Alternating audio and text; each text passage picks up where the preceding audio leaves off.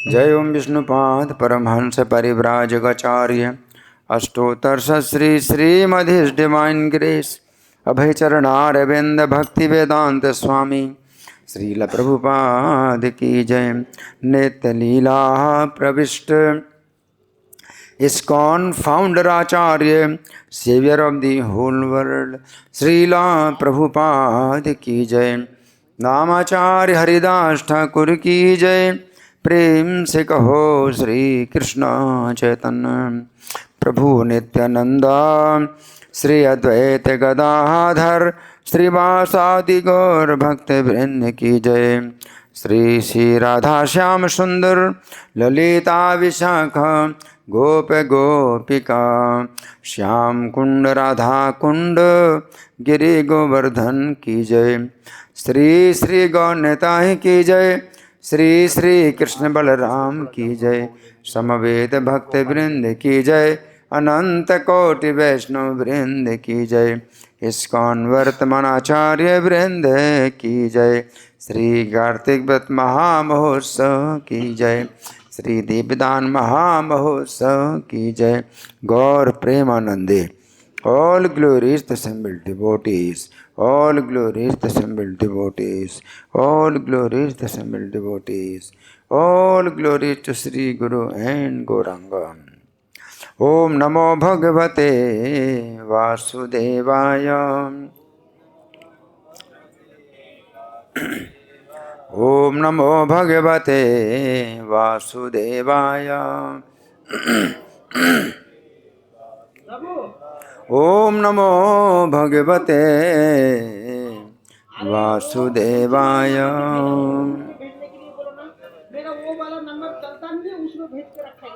ग्रंथराज श्रीमद् भागवतम 10वां स्कंद अध्याय 3। अध्याय का नाम है श्री भगवान श्री कृष्ण का जन्म और श्लोक संख्या 11। आ गया बोर्ड में तो मेरे पीछे बोलें। सविस्मयोत्फुल्ल विलोचनो हरे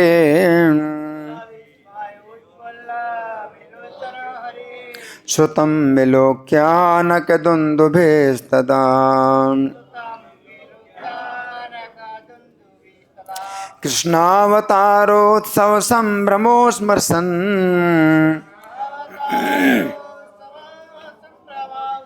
मुदा द्विजेभ्यो युतमाप्लुतो गवाम्।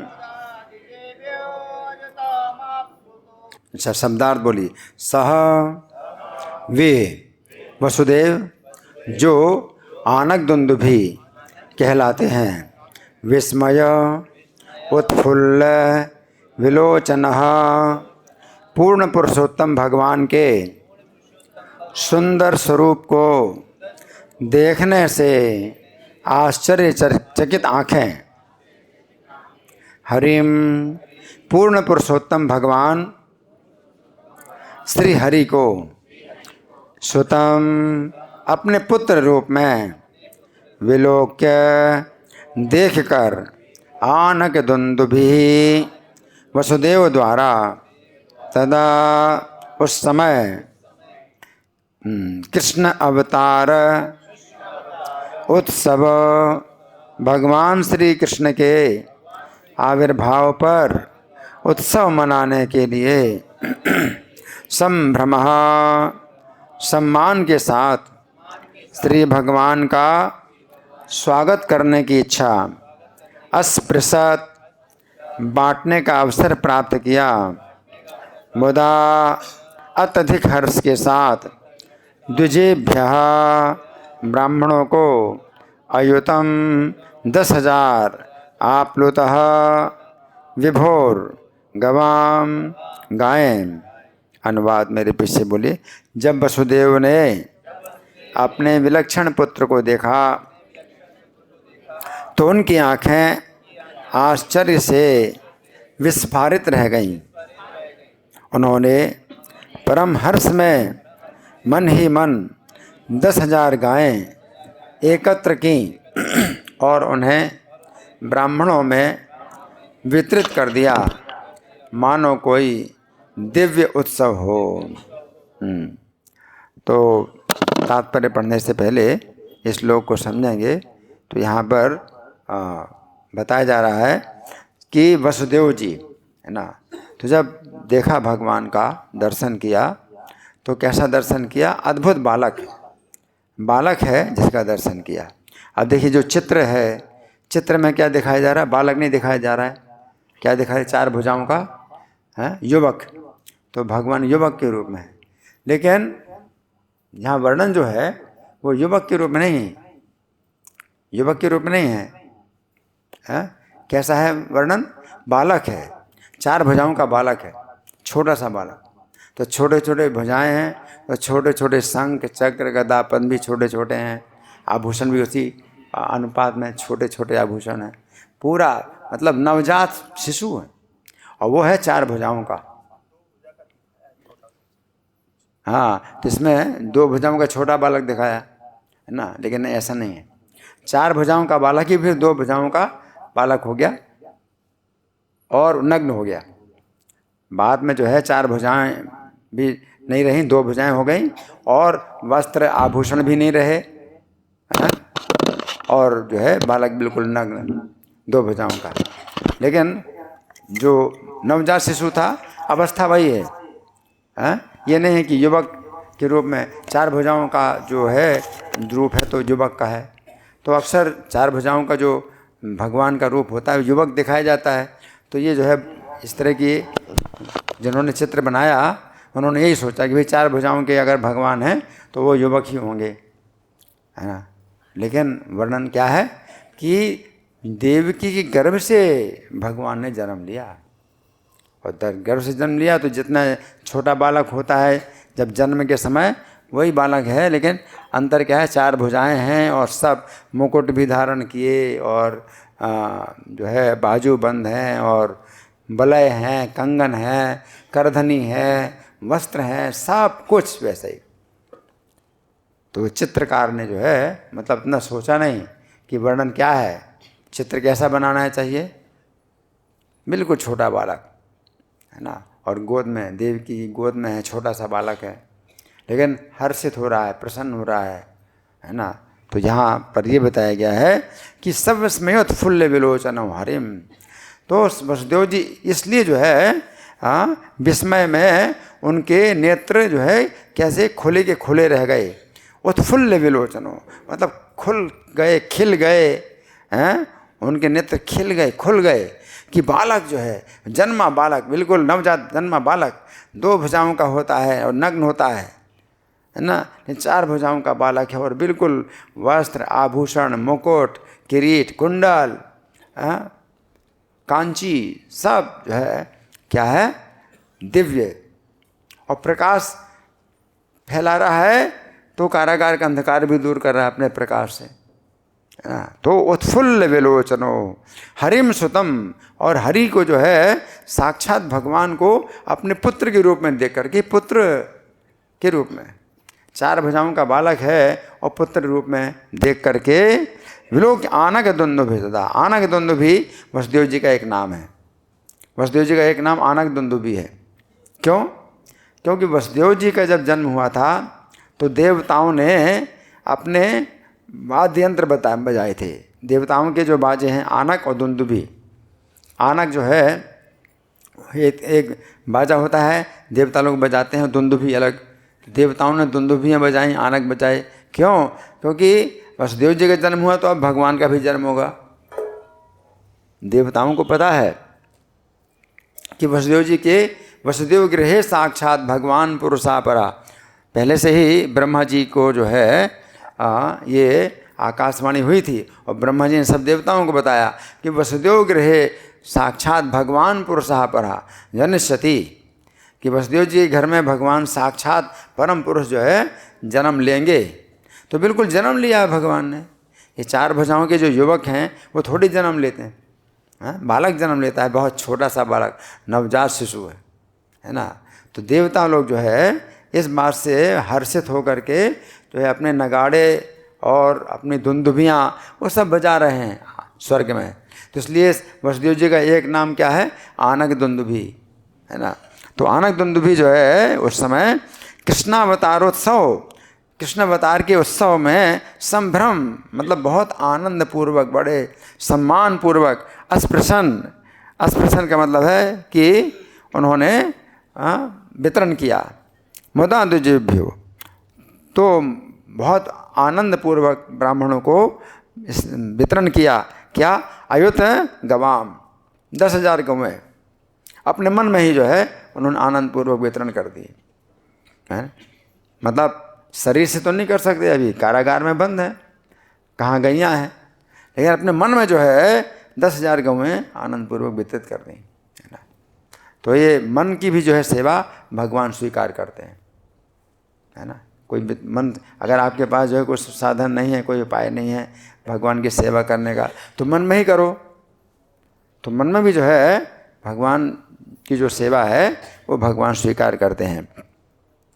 अब हम सुनेंगे तात्पर्य में प्रभुपाद क्या लिखते हैं। शिला प्रभुपाद की जय। शिला विश्वनाथ चक्रवर्ती ठाकुर ने वसुदेव को अपने विलक्षण पुत्र को देखे जाने पर जो आश्चर्य हुआ उसका विश्लेषण किया है। वसुदेव, हाँ, पहला आश्चर्य विस्मय है ना, विस्मय से उनके आंखें एकदम क्या हो गई, खुल गई, खिल गई है ना। तो क्या सा विस्मय? पहला विस्मय क्या है कि नवजात शिशु को बहुमूल्य वस्त्रों और रत्नों से आभूषित देख करके, गर्भ से ही निकला है बच्चा, कैसे निकला है? बहुमूल्य वस्त्रों को पहने हुए और रत्नों को धारण किए हुए, आभूषण, रत्नों के आभूषण धारण किए हुए गर्भ से ही बालक जो है उत्पन्न हुआ है। आश्चर्य से कांप रहे हैं है ना, और तुरंत समझ गए कोई सामान्य बालक नहीं है, फिर तो चतुर्भुजी पूर्ण पुरुषोत्तम भगवान है, चतुर्भुजी भगवान है ना। तो ये जो है मतलब क्या है कि जो अपने आदि रूप में पूरी तरह अलंकृत होकर प्रकट हुए हैं। अब भगवान तो हम जाए नवयौवन अवस्था होती, 4 भुजाओं में जो भगवान होते हैं नवयौवन अवस्था होती, यहाँ तो बिल्कुल शिशु अवस्था में नवजात बालक के रूप में भगवान प्रकट हुए। तो भगवान दिखा रहे हैं, क्या दिखा रहे हैं कि मैं साक्षात परम पुरुष भगवान तुम्हारा पुत्र बना हूँ है ना।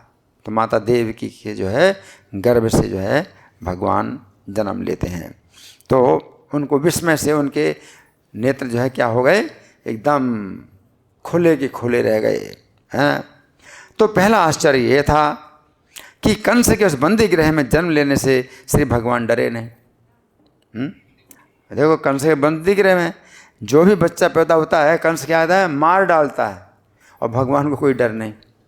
तो उनको आश्चर्य है ना, मतलब कारागार में बंदी हैं, कारागार में बंदी हैं और भगवान को कोई डर नहीं है। और बड़े जो है मतलब उसमें अपने जो है हर्ष के साथ और भगवान जो है अपने मतलब उसी प्रकार से जैसे कि कोई डर नहीं है, जैसे जन्म लेते हैं महल के अंदर भगवान जन्म लेते हैं, तो यहाँ कारागार के अंदर भी भगवान ने जन्म लिया है ना।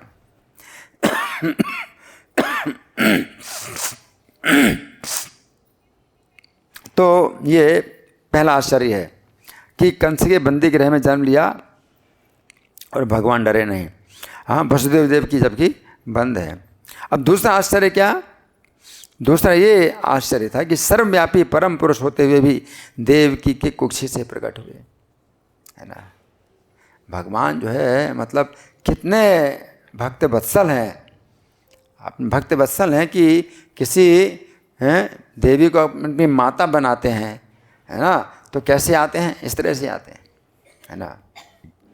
भगवान जो है कुक्षी से जो है जन्म लिया भगवान ने। तो ये दूसरा आश्चर्य है कि भगवान जो है सर्वव्यापी हैं, परम पुरुष हैं है ना। तो तीसरा आश्चर्य क्या कि कुक्षी से जन्म लेने वाला बालक इतनी अच्छी तरह अलंकृत है? कैसे है? कभी सुना, कभी देखा कि कोई बच्चा जो है आभूषण धारण किए, वस्त्र धारण किए है ना। वो तो जो है उसमें सब लथपथ होता है और उसमें जो है उसमें खून में या जो है जैसे भी हो तो अशुद्ध मतलब अवस्था में होता है बालक। यहाँ तो बिल्कुल शुद्ध अवस्था में है भगवान। बच्चे को नहलाने की भी ज़रूरत नहीं है, शुद्ध करने की भी ज़रूरत नहीं है ना, नाल काटने की भी ज़रूरत नहीं है है ना। लेकिन गर्भ से निकले भगवान और बिल्कुल शुद्ध अवस्था में निकले, है ना। तो ये आश्चर्य, तीसरा आश्चर्य है कि अच्छी तरह अलंकृत हैं। चौथा आश्चर्य क्या है कि श्री भगवान तो वसुदेव के आराध्य देव हैं, फिर भी उन्होंने पुत्र रूप में जन्म लिया। आराध्य हैं असंख्य ब्रह्मांडों के, ब्रह्मा शंकर भी वंदना करते हैं जिनकी, वो जो क्या हो गए पुत्र के रूप में, है ना। तो मतलब भगवान जो है कितने बड़े हैं, महान से महान हैं। और यहाँ भगवान जो है कितने छोटे से छोटे हो गए कि जो एक स्त्री जो है जो कारागार के अंदर बंद है, उससे भी भगवान जो है क्या है जन्म ले रहे हैं। तो कितने भगवान जो है मतलब छोटे हो गए, है ना। इनका अभी यहाँ पर कोई सम्मान करने वाला भी नहीं। गर्भ के अंदर, वो जेल के अंदर कौन सम्मान करेगा भगवान का। तो भगवान तो जहाँ होते हैं उनका सम्मान होता है। तो यहाँ भगवान ने जो जन्म लिया ये आश्चर्य है ना। इन्हीं कारणों से वसुदेव अत्यधिक हर्षित थे, अतएव वे क्षत्रियों की तरह पुत्र का जन्मोत्सव मनाना चाह रहे थे। तो क्षत्रियों में क्या होता है, उदारता होती है, दानशीलता, है ना। क्षत्रिय के जो गुण भगवान बताते हैं गीता में, तो 18वें अध्याय का 43वां श्लोक, शौर्यम तेजो धृदय दाक्षम युद्धे चाप्य बलायनम दानम ईश्वर भावश्च छात्रम कर्म स्वभावजम। तो स्वभाव जो है स्वाभाविक कर्म क्षत्रिय का दान भी। तो वसुदेव जी क्षत्रिय हैं, तो बड़ी जल्दी जो है उन्होंने दान कर दिया, 10,000 गौवें दान कर दी, है ना। मन से तुरंत दान कर दी, 10,000 गौवें तुरंत मन से दान कर दी, है ना। और वो उनको ध्यान भी रहा कि जब उनको अवसर मिलेगा, मतलब जेल से बाहर निकलेंगे और उनकी सामर्थ्य होगी तो वो 10,000 गौवें फिर दान करेंगे भी। ऐसा नहीं कि मतलब इसी से संतुष्ट हो गए, ये तो अपने मन से कर दिया उन्होंने। लेकिन जैसे ही वसुदेव जी फिर जब कारागार से बाहर निकलते हैं और कंस का वध हो जाता है, तो फिर क्या होता है, वो जो 10,000 गौवें फिर दान करते हैं, है ना। तो ये जो है आगे प्रभुपाद लिखते हैं कि अतः क्षत्रिय की तरह है पुत्र का जन्मोत्सव मनाना चाह रहे थे, किंतु बंदी होने के कारण प्रत्यक्ष रूप में ऐसा कर पाने में असमर्थ थे, इसलिए उन्होंने ये उत्सव अपने मन में ही मना लिया। इससे कोई अंतर नहीं पड़ा। यदि कोई पूर्ण पुरुषोत्तम भगवान की सेवा बाहरी रूप से नहीं कर सकता है तो वो मन में भी उनकी सेवा कर सकता है, क्योंकि मन के कार्य अन्य इंद्रियों के कार्यों के ही समान होते हैं। तो ये भगवान का जो है गुण है कि आप मन से भी भगवान की सेवा करें और भगवान स्वीकार कर लें। लेकिन मन से आप जो है किसी और की सेवा करो, हाँ, तो क्या कोई स्वीकार करेगा। जब मैं आपको कहूँ भाई प्रभु मैं आपको 10,000 रुपये अपने मन से दे रहा हूँ, तो आप प्रसन्न हो जाएंगे? नहीं। मन से आपको जो है बहुत बड़ा घर दे रहा हूँ, बहुत बड़ा मकान दे रहा हूँ, तो आप प्रसन्न हो। भगवान जो है प्रसन्न होते हैं, है ना। नाथे नहा पुरुषोत्तमे ते जगताम एकाधिपते चेतसा सेव्य स्वस्य पदस्य दातरी सुरे नारायणे तिष्ठति यन कंचित पुरुषाधमं कतिपय ग्रामेश मर्त बलपार्दम सेवाय मृग्या महे नरमहो मूढ़ा वरा का वयम। कुलशेखर जो है मुकुंदमाला स्तोत्र में कहते हैं कि भगवान जो है हमारे जो स्वामी हैं नारायण हैं, नाथे नहा पुरुषोत्तमे त्रिजगताम एकाधिपति, तीनों लोगों के एक मात्र अधिपति हैं।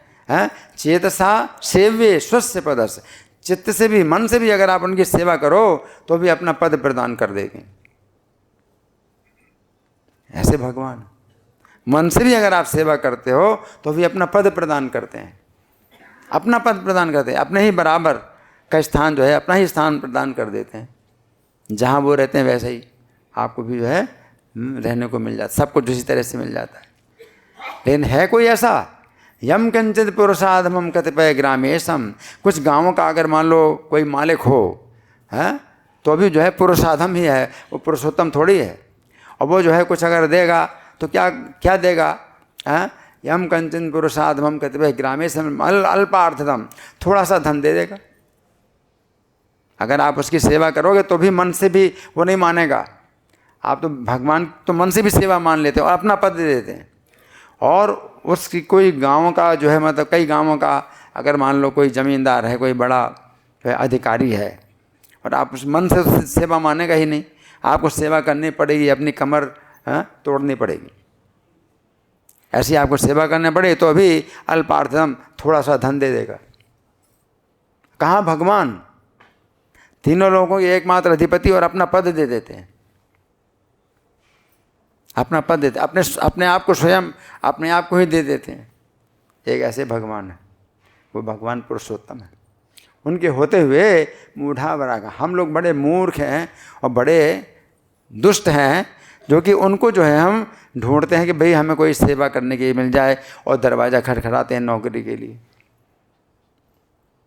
नौकरी के दरवाज़ा खटखटाते हैं कि मैं नौकरी दे दो, नौकरी दे दो, काम दे दो, काम दे दो, और थोड़ा सा वो कुछ धन देगा और दिन भर जो है काम लेगा हमसे।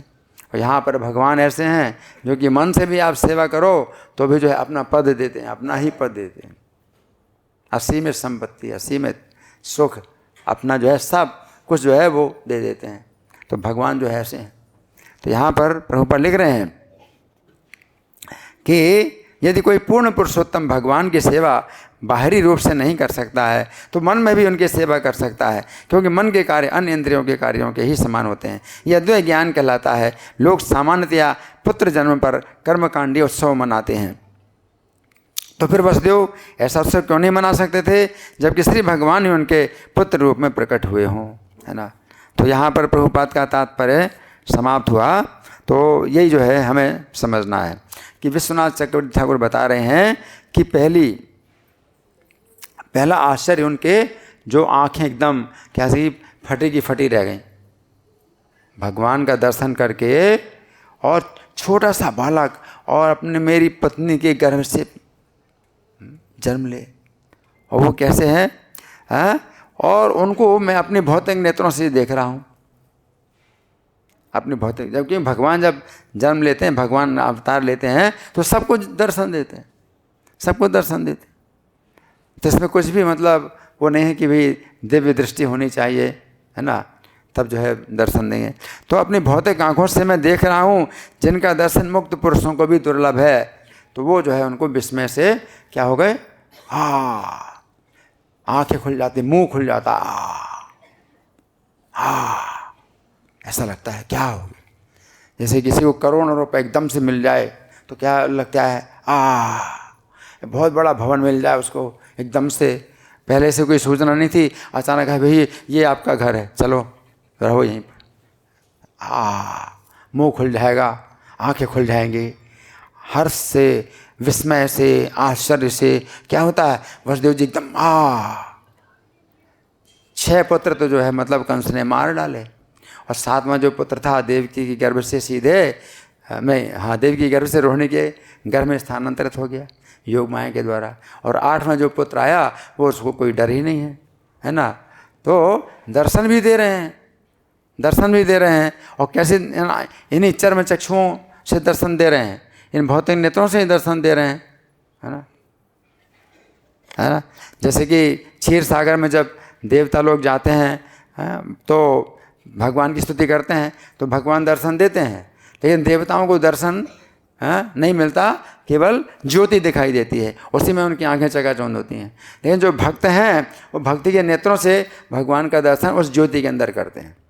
शंकर हैं, ब्रह्मा हैं, जैसे महाभागवत हैं, तो वो ज्योति के अंदर भगवान का दर्शन करते हैं। कैसे, नीलाम्बुद श्यामल, नीले बादल के समान भगवान जो है अपना सुंदर रूप दिखाते हैं।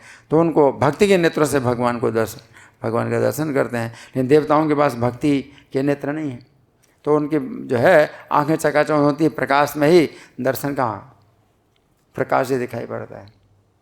तो ऐसे जो बड़ी तपस्या करके वो प्रकाश देख लेते हैं तो कहते हैं लाइट इज गॉड, कि भाई प्रकाश ही जो है परमेश्वर है, बस, है ना, ज्योति, है ना। तो किसी को ब्रह्म जो है ज्ञान होता है कि ब्रह्म ज्योति का ज्ञान होता है, बस यही परम सत्य है, ज्योति की भक्ति तो है, तपस्या के द्वारा ब्रह्म ज्योति का दर्शन होता है ना।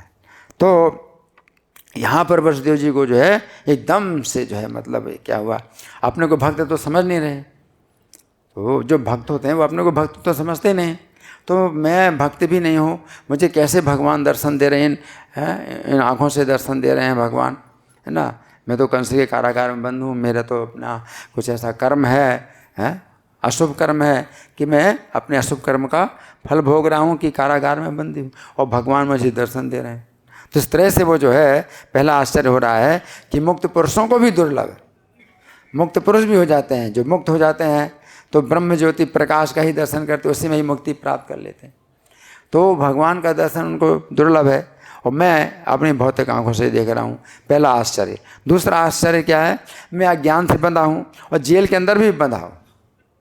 अज्ञान के द्वारा भी बंदी हूँ मैं, अज्ञान के द्वारा भी बंदी हूँ, है ना, और जेल के अंदर भी बंदी हूँ, फिर भी साक्षात भगवान दर्शन दे रहे हैं। ये दूसरा आश्चर्य।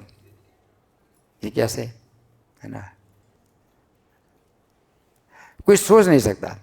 तीसरा, परमेश्वर होते हुए भी देव के गर्भ से प्रकट हुए। है, देखो साक्षात परमेश्वर, है ना, और देव की गर्भ से प्रकट हुए। ये तो उसी प्रकार से है, गर्भ तो मतलब एक प्रकार से अशुद्ध स्थान है ना, लेकिन भगवान अगर आते हैं तो उनके लिए कोई मनाही नहीं है। इसलिए जैसे मुसलमान लोग हैं तो उनके धर्म में ये बताया कि ईश्वर कभी भी इस संसार में नहीं आता है, क्योंकि वो अल्लाह हैं, है ना, तो वो अल्लाह अकबर, तो वो तो जो है अपने जन्नत में रहते हैं, तो वो यहाँ इतने गंदे स्थान में क्यों आएंगे? तो उनका ये कहना है कि इतने गंदे स्थान में क्यों आएंगे। लेकिन प्रभुपाद कहते हैं कि अगर भगवान अगर आना चाहें गंदे स्थान में तो उनको कौन रोक सकता है? और भगवान जब आते हैं तो कोई स्थान गंदा रह नहीं सकता। भगवान के आने से वो स्थान शुद्ध हो जाता है। तो भगवान की ऐसी शक्ति है, उनकी पवित्र करने की शक्ति भगवान की ऐसी है कि किसी भी स्थान में आ जाएं तो वो स्थान ही पवित्र हो जाएगा, है ना। तो अपवित्र से अपवित्र स्थान में भी अगर भगवान के नामों का कीर्तन किया जाता है तो स्थान भी पवित्र हो जाता है। अपवित्र अवस्था भी भगवान के जो है नाम का कीर्तन करते हैं तो वो भी आप अंदर से बाहर से पवित्र हो जाते हैं, है ना। तो ये तीसरा आश्चर्य है। तीसरा आश्चर्य क्या है कि परमेश्वर होते भी देवकी के गर्भ से प्रकट हुए। देवकी के गर्भ से, क्योंकि जीव को गर्भ के अंदर डाला जाता है और फिर गर्भ से निकलता है, तो कष्ट भोगने के लिए गर्भ में जीव को डाला जाता है और कष्टपूर्वक गर्भ से बाहर निकलता है। तो इतना कष्ट होता है कि उसकी चेतना जो है लुप्त हो जाती है, मूर्छित हो जाता है। बेहोश अवस्था में जो है बच्चा गर्भ से बाहर निकलता है।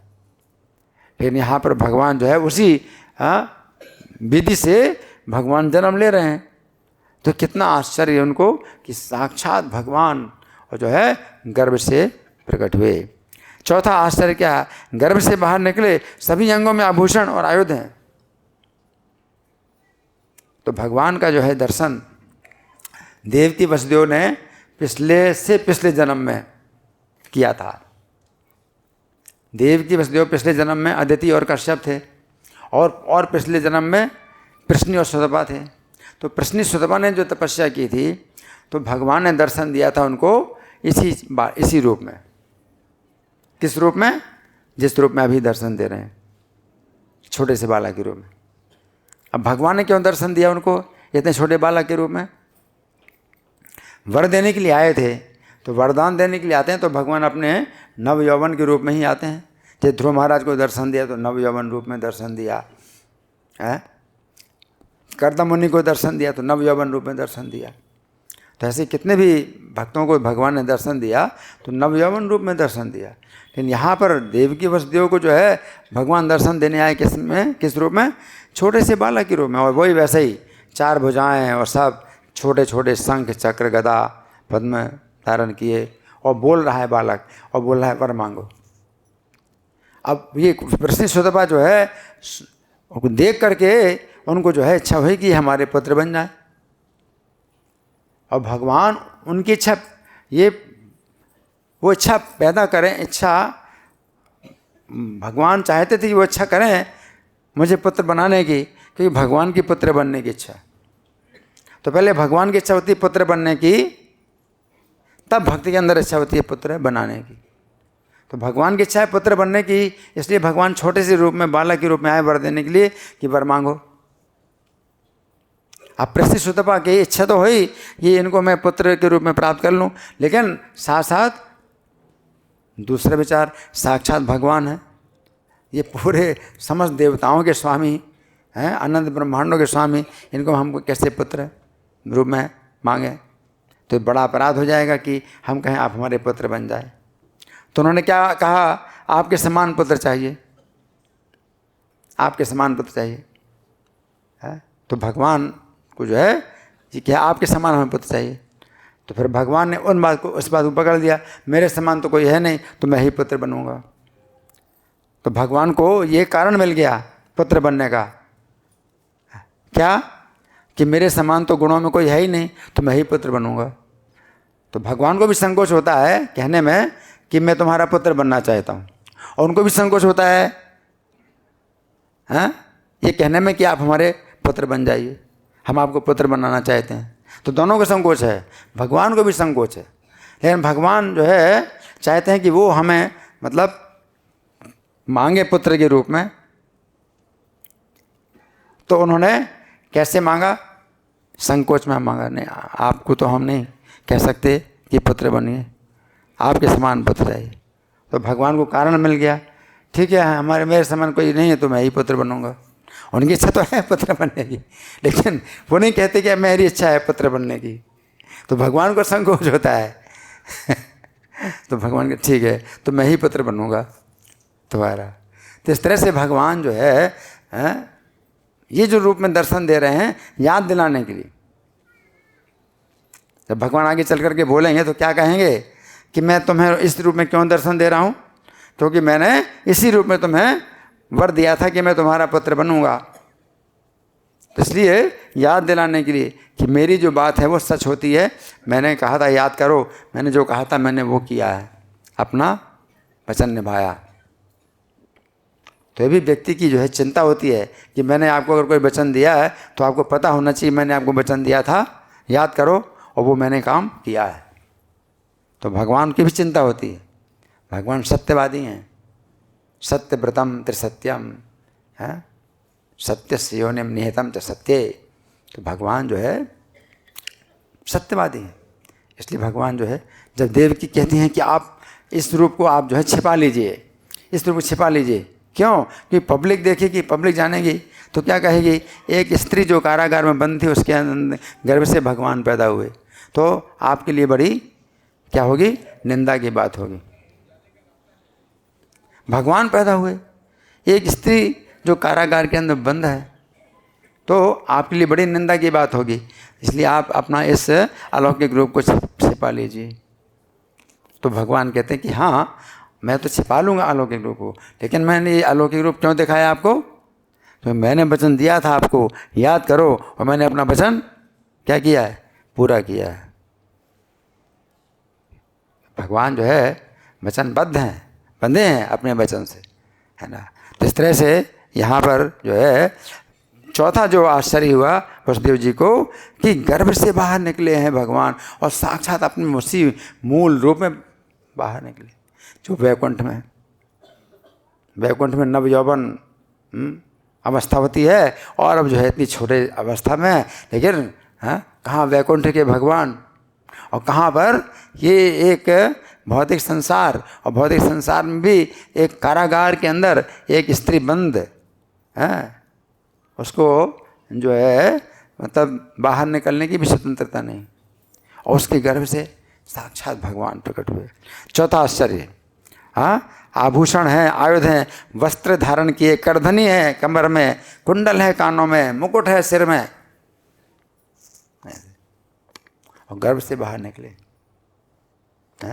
कोई भी जो है मतलब खून नहीं है, मल नहीं है, और जो है कोई श्राव, किसी प्रकार का श्राव नहीं है, बहुत दिव्य अवस्था, पवित्र अवस्था में।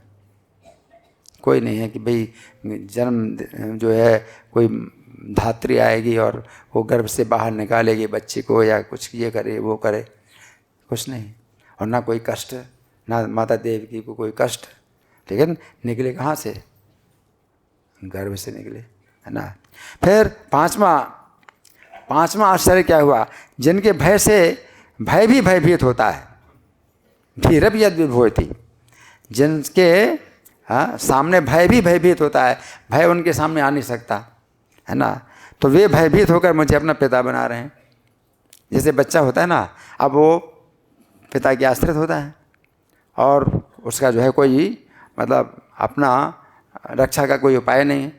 तो भगवान मुझे पुत्र रूप में कैसे आए कि पिता जो है चिंता करे, अब मुझे चिंता करनी है।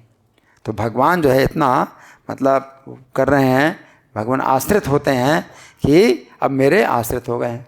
तो वो पांचवा आश्चर्य है ना, एक साथ हरि भी हैं और अपना पुत्र भी मेरे पुत्र, साक्षात भगवान भी हैं और मेरे पुत्र भी हैं। तो क्या हो गया, विस्मय, बहुत बड़ा विस्मय हुआ है ना।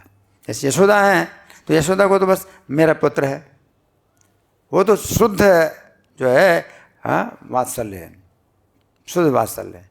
वो नहीं सोचती कि भगवान है, तो वो तो ब्रज में तो शुद्ध वात्सल्य भाव है। लेकिन यहाँ पर ऐश्वर्य और वात्सल्य मिश्रित है।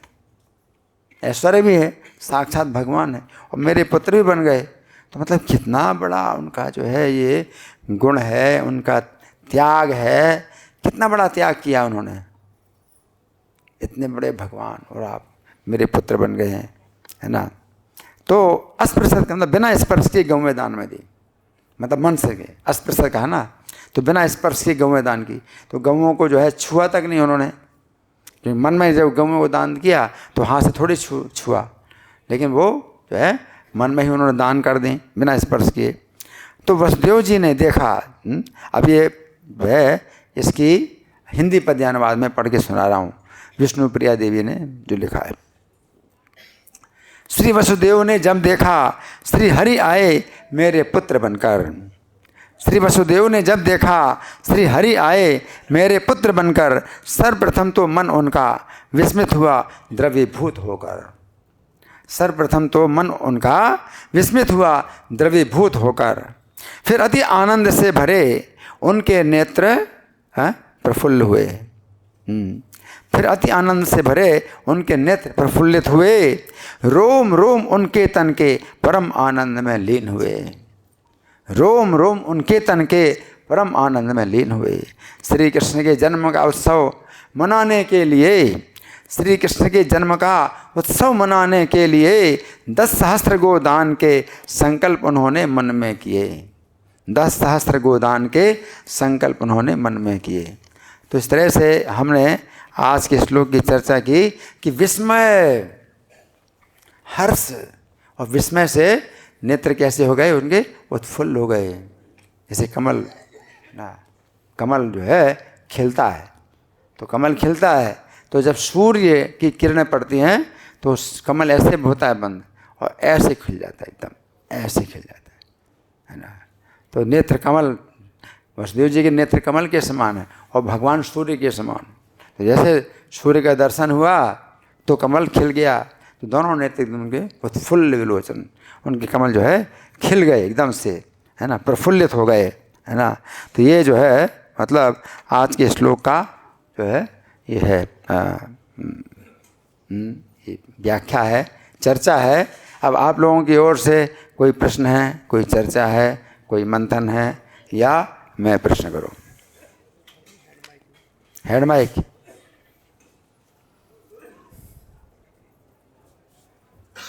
कोई प्रश्न है, कोई चर्चा आपका है? हाँ, हैंड माइक है? हैंड माइक नहीं है तो जोर से बोलिए।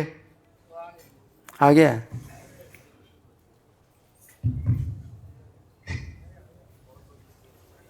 आ रहा है, आ गया।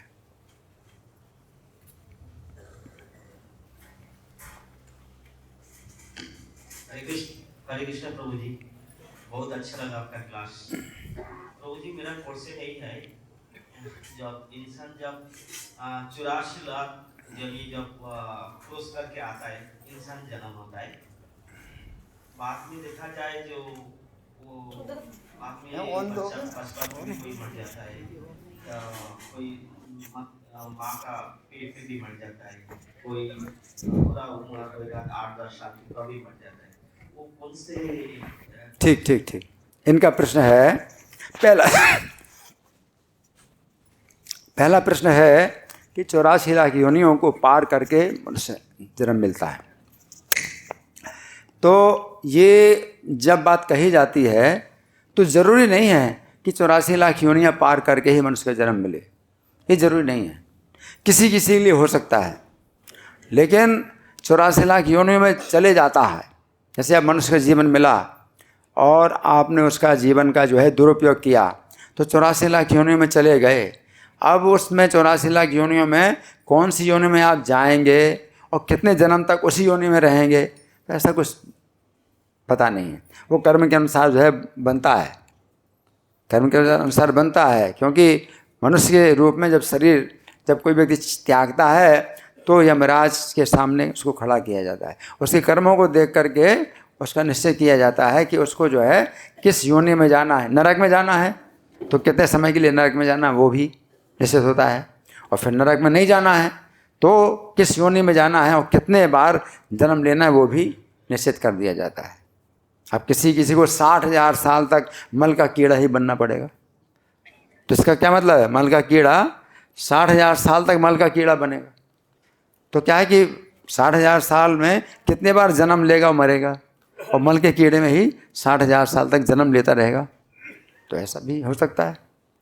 तो ऐसा कुछ भी नहीं है निश्चित कि किसी के कर्म के अनुसार किसी को ऊँट के शरीर में 50 बार जन्म मिलेगा, सांप के शरीर में 10 बार जन्म मिलेगा, बिच्छू के शरीर में 100 बार जन्म मिलेगा, इसके बाद फिर कोई मतलब मनुष्य योनि में आएगा। तो पहला तो जो प्रश्न है कि 84 लाख योनियों में मतलब पूरा भ्रमण करके मनुष्य के जीवन के बाद दोबारा मनुष्य का जीवन भी मिल सकता है। रजोगुण में बहुत से जो है जो रजोगुण में होते हैं, मध्य तिष्ठन्ति राजसा, तो रजोगुण में होते हैं तो मनुष्य योनि से मनुष्य योनि में ही आते हैं, और स्त्री है तो स्त्री के रूप में ही, रजोगुण में है तो वो मध्य में रहते हैं। तो पुरुष व्यक्ति है तो पुरुष का जन्म मिलेगा उसको, स्त्री है तो स्त्री का जन्म मिलेगा। तो रजोगुण में ऐसा भी होता है। और फिर उसमें जो है अगर कुछ सत्वगुण की मात्रा कुछ ज़्यादा होती है तो स्त्री से मनुष्य का जन्म, पुरुष का जन्म मिल सकता है, और पुरुष से स्त्री का भी जन्म मिल सकता है। तो रजोगुण में तमोगुण सत्वगुण मिला हो करके तो इसमें ये भी होता है। तो पुरुष से जो है वृक्ष का जन्म मिल जाता है तो सीधे वृक्ष योनि में जाना होगा, है ना। तो ये भी हो सकता है। तो कर्म के अनुसार गहना कर्मणो गति, भगवान कहते हैं कर्मों की गति बहुत गहन है। तो ये सब जो है निर्णय यमराज करते हैं, चित्रगुप्त करते हैं, उनका सब लेखा जोखा सबका लिखा हुआ है पहले से, हैं। आप तो सोचते हैं कि भाई आपको किसी ने नहीं देखा और आप मतलब सब बात दब गई, है ना, अब गले मुर्दे उखाड़ने की क्या जरूरत है। लेकिन एक डिपार्टमेंट ऐसा है जहाँ पर गले मुर्दे ही उखाड़े जाते हैं, जहाँ सब गले मुर्दे उखाड़े जाते हैं, और बहुत कई जन्मों के गले मुर्दे भी उखाड़े जाते हैं, है ना। तो फिर मनुष्य के जीवन में भी जो है क्या ये कर्म कैसे हैं, तो गर्भ के अंदर भी उसको मरना पड़ेगा। जो गर्भ हत्या करते हैं तो उनको कई जन्मों तक जो है ये मनुष्य की योनि में ही जन्म लेना पड़ेगा और गर्भ में ही मरना पड़ेगा, और सूर्य के प्रकाश के भी दर्शन नहीं होंगे, गर्भ में ही पैदा होंगे, गर्भ में ही मरेंगे। तो ये भी हो सकता है। गर्भ जन्म लेने के बाद भी बच्चा मर जाता है। तो ये सब जो है कर्म के अनुसार उसके निश्चित होते हैं कि उसको किस समय मरना है। अभी हमें मनुष्य का जीवन प्राप्त हुआ है तो हमें कुछ पता नहीं कि किस समय हमारा शरीर छूटेगा, वो निश्चित तो है लेकिन हम नहीं जानते किस समय शरीर छूटेगा। तो अभी 5 मिनट के बाद भी शरीर छूट जाए, है ना, तो हमें क्या करना है, तैयारी करना है कि शरीर छोड़े तो हम जो है कुछ तैयारी करें, है ना। निःश्वास नहीं विश्वास कदा रुद्धो भविष्यति कीर्तनीय हम तो बाल्यात् हरे नाम है केवलम। इसलिए हरे नाम का केवल जो है कीर्तन करना चाहिए बचपन की अवस्था से। तो मृत्यु तो निश्चित हो चुकी है, ये हमको पता नहीं है। तो बचपन की अवस्था में भी मृत्यु हो सकती है, किसी भी अवस्था में मृत्यु हो सकती है। तो इसलिए हरि नाम का कीर्तन हमेशा करना चाहिए। तो ये है, ठीक है प्रभु जी। अच्छा, आपका प्रश्न। हाँ, माइक। हरे कृष्ण प्रभु। हरे कृष्ण प्रभु जी, बहुत सुंदर क्लास के लिए आपको बहुत बहुत धन्यवाद। अभी जो चित्र में आपने बताया कि वो बाल स्वरूप में शिशु अवस्था में 4 भुजा में भगवान थे, तो किसी चित्रकार ने इसको बना दिया, तो ये हमारे हिसाब से इतना वितरित हो रहा है, उसको तो सुधार होना चाहिए। हमको थोड़ा शंका हुआ इसलिए। सुधार होना चाहिए, सुधार होना चाहिए। इनका कहना है कि सुधार होना चाहिए कि भगवान जो है मतलब अपने को इतनी ज़्यादा मतलब निम्न अवस्था में आ गए, तो भगवान की इतनी गरिमा, इतना गौरव, और अभी जो है इतने मतलब साधारण हो गए। आपका यही कहना है ना कि भगवान की महिमा घट गई इससे? आपका यही कहना है? यह है कि भगवान अपनी महिमा घटा रहे हैं, है ना। तो भगवान अपनी महिमा घटाते हैं भक्तों के कारण। भक्तों पर उनका जो है वात्सल्य, स्नेह इतनी ज़्यादा, इतनी दया है, इतनी कृपा है कि अपनी महिमा घटाते हैं और भक्तों की महिमा बढ़ाते हैं। तो ये जो है भगवान का एक बहुत बड़ा गुण है। तो भगवान के जो 6 ऐश्वर्य हैं उनमें से एक ऐश्वर्य क्या है? त्याग। त्याग भी असीमित है, त्याग भी भगवान का असीमित है। इसलिए भगवान अर्जुन का रथ भी चलाते हैं, असंख्य ब्रह्मांडों के स्वामी, लेकिन उनकी महिमा नहीं घटती, उनकी महिमा नहीं घटती। जो उनकी महिमा जानते हैं वो जो है मतलब भगवान की महिमा जानते हैं। और देवता लोग ऊपर से दर्शन करते हैं, भगवान मनुष्य रूप में लीला करते हैं। तो मनुष्य अवतार में भी भगवान मतलब अपनी महिमा घटा ही रहे हैं। कहाँ जो है समस्त देवता लोग भी जो है उनके दर्शन नहीं पा सकते, और यहाँ सामान्य व्यक्तियों को दर्शन दे रहे हैं और सामान्य जो है कार्य कर रहे हैं। और कोई भी कार्य करने के लिए भगवान जो है तैयार रहते हैं, है ना।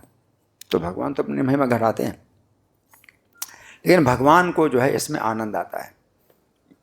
भगवान जो है भक्तों को सुख देते हैं, अपनी लीलाओं के द्वारा भक्तों को सुख देते हैं, और भगवान स्वयं भी आनंद लेते हैं, है ना। तो रुदंतम मुहुर नेत्र युग्मम मृदंतम, रो रहे हैं भगवान, है ना। भगवान रो रहे हैं, लेकिन रोने का भी एक आनंद है। भगवान रोते भी हैं, तो हम तो कष्ट के कारण रोते हैं, ये भगवान आनंद के कारण रोते हैं। और रो रहे हैं भगवान, रुदंतम मुहुर नेत्र युग्मम, और अपनी आँखों को मसल रहे हैं दोनों हाथों से, है ना। तो इस तरह से भगवान जो है अपने भक्त का जो है सम्मान बढ़ाते हैं कि वो डरे हुए हैं माता यशोदा से और रो रहे हैं, उन्होंने अपराध किया है इसलिए रो रहे हैं। तो भगवान जो है इस तरह से सुख देते हैं भक्तों को, और भक्तों को सुख दे करके भगवान भी सुख पाते हैं। तो भगवान का जो है ये इतना बड़ा जो है ये ऐश्वर्य है, ये भी उनकी महिमा है। क्या? त्याग करते हैं भगवान, इतना बड़ा त्याग करते हैं कि अपनी महिमा घटा करके भक्तों के साथ में जूठा खा रहे हैं। तो ब्रह्मा जी को भी जो है बड़ा मतलब अजीब लगा। ब्रह्मा जी जो है आकाश से देख रहे थे, तो ब्रह्मा जी भगवान की महिमा बढ़ाते हैं हमेशा, और वैदिक मंत्रों से उनकी स्तुति करते हैं। और यहाँ तो भगवान जो है अपने साथी जो बालक हैं उनका जूठा खा रहे हैं, और वो कहते हैं कृष्णा खा करके, कृष्ण ये तो बहुत अच्छा है, बहुत अच्छा है। तो कृष्ण उसके हाथ से छीन लेते हैं, हैं मुझे दे, तो जूठा खाते हैं कृष्ण। तो ब्रह्मा जी को भी जो है मतलब लगा कि ये जो है मतलब उनको संतुष्टि नहीं हुई, ब्रह्मा जी को संतुष्टि नहीं हुई, रजोगुण में संतुष्टि नहीं हुई। तो ब्रह्मा जी ने जो है भगवान की विशेष महिमा देखने के लिए उनके बछड़े चुराए, फिर बालक चुराए। तो भगवान समझ गए कि ब्रह्मा जी जो है इस लीला से संतुष्ट नहीं हो रहे हैं कि वो बालकों के साथ में जूठा खा रहे हैं। तो उनको जो है अब ऐसी महिमा दिखाना है, तो ऐसी महिमा दिखाई कि उन्होंने जितने बालक चुराए, जितने बछड़े चुराए, और ब्रह्मा जी देखते हैं कि चोरी तो हुई ही नहीं। जिसकी मैंने चोरी की उसको पता ही नहीं चला कि उसकी चोरी हुई, उसकी चीज़ तो उसके पास है, हैं। तो चोर है वो जो है परेशान हो जाता है। चोर ने आपको परेशान करने के लिए आपकी चीज़ चुराई, और आपकी चीज़ जो है ज्यों की त्यों बनी है, और तो चोर परेशान हो जाएगा कि मैंने इसको परेशान करने चुराया, लेकिन इसकी तो चोरी हुई नहीं, ये तो अपने सामान्य रूप में अपना बना हुआ है। तो भगवान सामान्य रूप में सब बछड़े बालक के साथ में, और ब्रह्मा जी अंतर भी नहीं देख पाए। असली और नकली में क्या अंतर है? असली और नकली में एक बाल का भी अंतर नहीं है। एक बाल जो टेढ़ा होता है, कोई जरा सा टेढ़ा, तो वो भी जो है दोनों में वही, हर चीज़ में कोई अंतर नहीं है। उनकी सूक्ष्म दृष्टि कितनी है कि जरा सा भी अंतर जो देख लेंगे। तो जरा सा भी अंतर नहीं मिला। हाँ, कपड़े में भी जो कोई दाग लगा है तो वो दाग उसमें भी लगा है, इसमें भी लगा है, कोई अंतर नहीं, सब मना पूर्ण रूप से जो है ना। तब फिर ब्रह्मा जी जो है मतलब चकित हो गए, है ना, और फिर जो है परेशान हो गए, तब फिर भगवान ने अपनी महिमा दिखाई। जितने भी बछड़े बालक थे वे सब क्या थे, वैकुंठ से आए विष्णु थे। अनेक वैकुंठ हैं, अनेक विष्णु हैं, और सब जो है भगवान ने अपनी इच्छा से वो सब रूप धारण कर लिए, है ना। तो ब्रह्मा जी जो है फिर उनकी स्तुति करते हैं, प्रणाम करते हैं, नमस्कार करते हैं। तो ब्रह्मा जी ही चाहते थे कि भगवान की ऐसी महिमा देखूं कि प्रणाम करूं, स्तुति करूं। ऐसे में तो क्या है कि मेरी इच्छा नहीं होती इनको प्रणाम करने की, स्तुति करने की। क्या कर रहे हैं, अपने साथी बालकों के साथ में खा करके उनका जूठा खा रहे हैं और उनका जो है हंस रहे हैं और जो उनकी बातें कर रहे हैं, है ना। तो ऐसा है, लेकिन जो रजोगुण से ऊपर उठेंगे हम लोग तो फिर जो है उनकी महिमा, इसमें भी जो है उनकी महिमा देखो, और भक्ति का जो रस है वो भी देखो। वो सख्य रस में जो है जो भक्त लोग हैं तो उनके अपनी योग माया के द्वारा वो अपना ऐश्वर्य ढक लेते हैं, और वो जो है जान पाते हैं, इतने जान पाते हैं कि कृष्ण मेरा सखा है और मेरे समान है। इस तरह से उनके हंसी मजाक कंधे में भी चढ़ जाते हैं। तो ये भगवान जो है ये रस, भगवान जो है सख्य रस में भगवान जो है इस तरह से करते हैं और आस्वादन करते हैं, और जो भक्त लोग हैं वो आस्वादन करते हैं। तो ये सब जो है भगवान का जो है क्या है कि रसास्वादन है। ठीक है जी। हाँ जी, हरे कृष्णा प्रभु जी।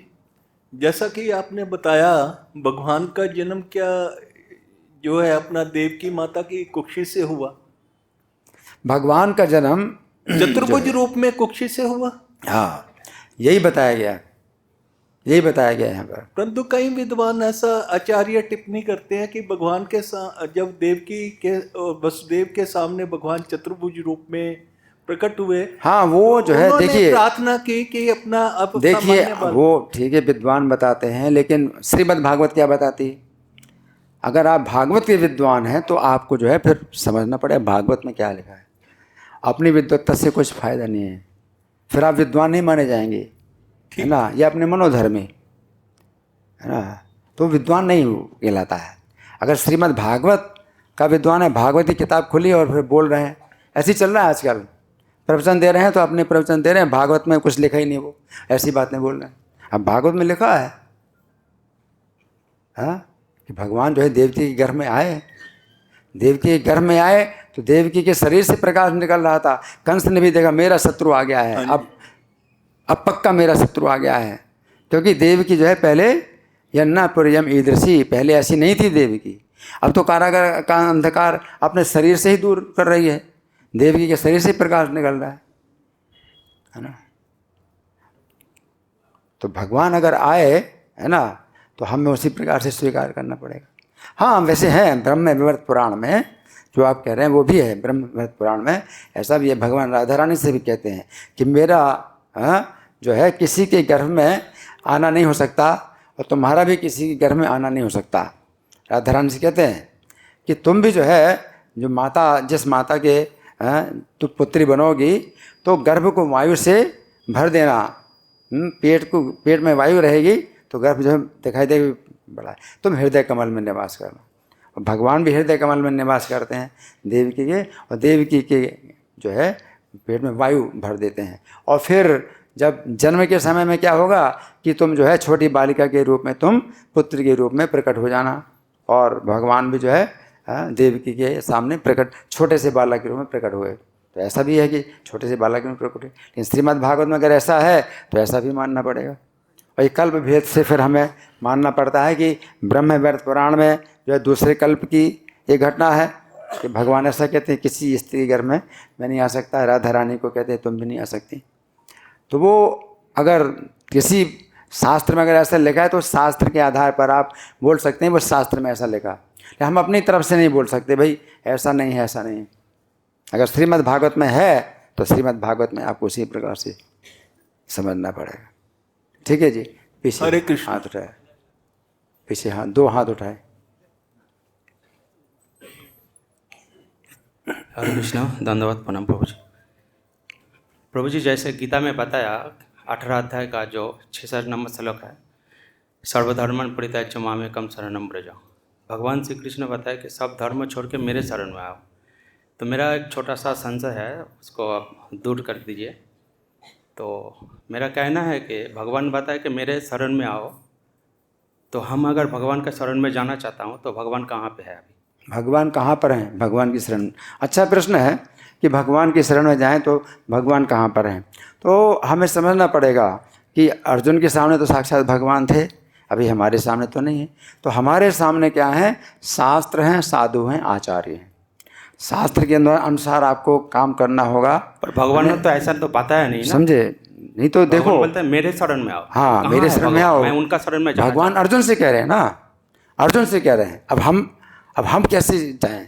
अब हमें भगवान की शरण लेनी है तो हमें कैसे करना है? हमें शास्त्र हैं, साधु हैं, आचार्य हैं। तो प्रभुपाद बताते हैं हमारे लिए जो है यही उपाय है। आपने अंदर से, अब कोई कहे मेरे अंदर से आवाज़ आ रही, अब अंदर से आवाज़ आ रही है तो भगवान हृदय में है, अंदर से उनकी आवाज़ हो सकती है, उनकी आवाज़ आए। लेकिन साथ साथ हमारे 6 शत्रु भी हैं, काम, क्रोध, लोभ, मोह, मद, काम शत्रु, क्रोध शत्रु, इनकी आवाज़ आ रही। तो आप अंदर की आवाज़ से, आप मान लो कोई काम करें कि अंदर से आवाज़ आ रही, तो कोई व्यक्ति अंदर की आवाज़ आई, उसने किसी को गोली मार दी। हाँ, उससे पूछा तुमने क्यों गोली मारी? अंदर से आवाज़ आई। अब अंदर से आवाज़ आई तो शत्रु हैं आपके अंदर। जब आपके अंदर काम, क्रोध, लोभ, ये 6 शत्रु जब निकल जाए तब भगवान की आवाज़ आप सुन पाएंगे कि भगवान की आवाज़ आ रही।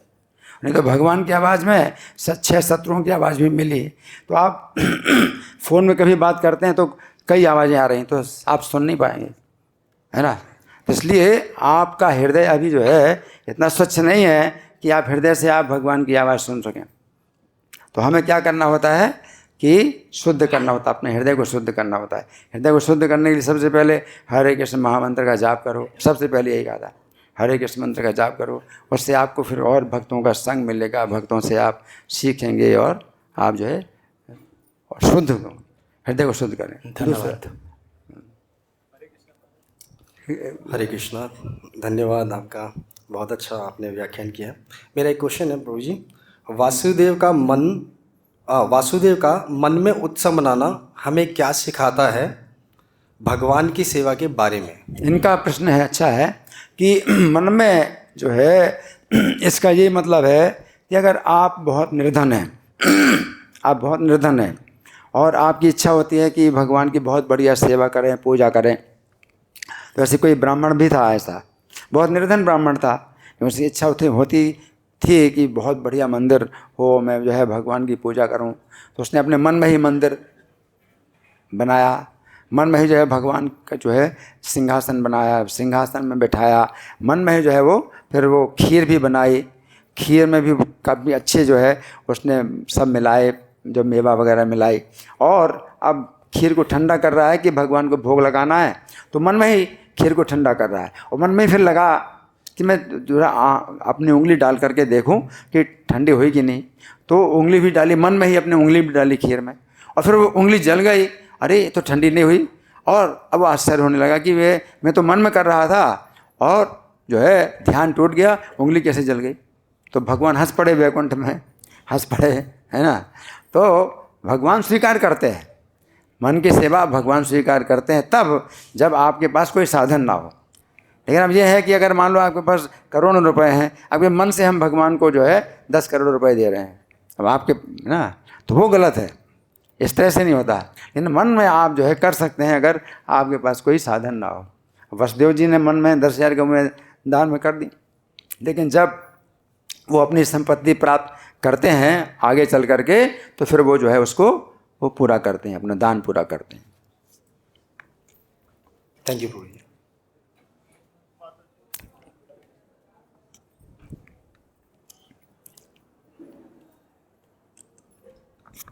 हरे कृष्णा, धन्यवाद, प्रणाम महाराज। मेरा क्वेश्चन यही है कि जैसे भगवान का जन्म कभी रोजे बीजे से नहीं होता है। तो भागवत में वर्णन है कि वसुदेव का जो हृदय, ठीक है, वसुदेव का रजवीर से, हृदय, हाँ ठीक है, रजवीर से नहीं होता, इसलिए इसमें बताया भागवतम में। हाँ भागवत में बताया कि भगवान सबसे पहले वसुदेव जी के मन में आए।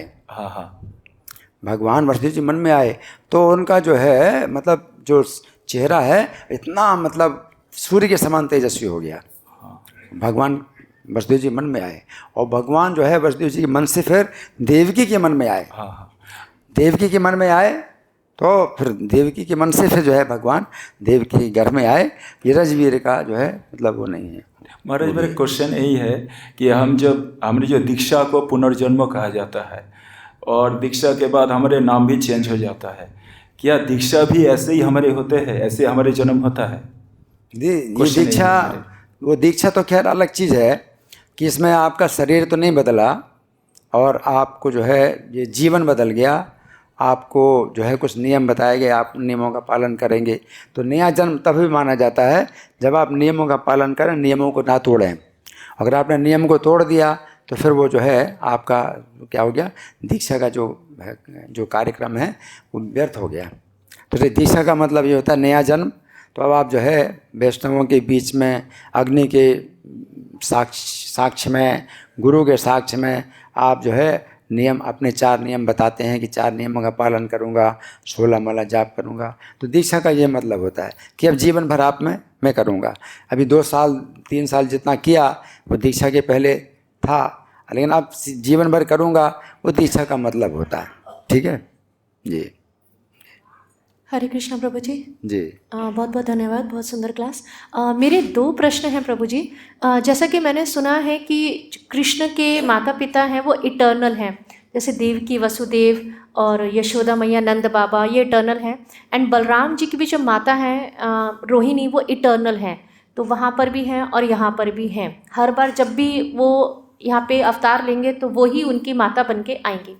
तो जैसे उनके पिछले अवतार में पहले मैंने सुना है कि वो पहले कद्रू थी और उनके मतलब नागों का उन्होंने वंशज या फिर हुआ।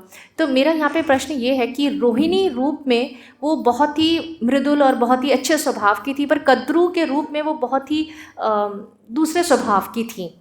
तो ऐसा क्यों है? एक ये प्रश्न है। दूसरा ये प्रश्न है कि प्रहलाद महाराज पिछले अवतार में क्या थे, मतलब कि वो तो पहला प्रश्न है कि कद्रू जो है जो सर्पों की माता थी तो वो दूसरे प्रकार के स्वभाव की थी। ऐसा है कि सर्पों की माता जो कद्रू थी तो कश्यप मुनि की पत्नी, तो कश्यप मुनि की पत्नी के रूप में कद्रू जो है पूर्ण रूप से जो है वो पति के जो है समर्पित थी, कश्यप जी के समर्पित थी। लेकिन जो कद्रू में और अदिति में कुछ जो है इस तरह की जो मतलब बातें हुई तो एक दूसरे से जो है जो सौतिया डाह, इसको सौतिया डाह कहते हैं। तो सौतिया डाह जो है वो कुछ हद तक जो है क्या है कि स्वाभाविक होता है। तो ये स्वाभाविक है इस तरह से सौतिया डाह होना, लेकिन बस ये सीमा के अंदर ही है, वो सीमा के बाहर नहीं जाती हैं। कोई मतलब नियम बनाया, कोई शर्त बनाई, उसके आधार पर उनको जो है दासी बनना पड़ा है, इस तरह से करना पड़ा। तो कुछ चीज़ें ऐसी होती हैं जो सीमा के अंदर होती हैं और वो सीमा के अंदर बनी रहती हैं, सीमा के बाहर नहीं जाती। ठीक है जी, धन्यवाद। ग्रंथराज श्रीमद् भागवतम की जय, श्रील प्रभुपाद की जय। हरे कृष्णा हरे कृष्णा कृष्ण कृष्ण हरे हरे, हरे राम राम राम हरे हरे, हरे कृष्णा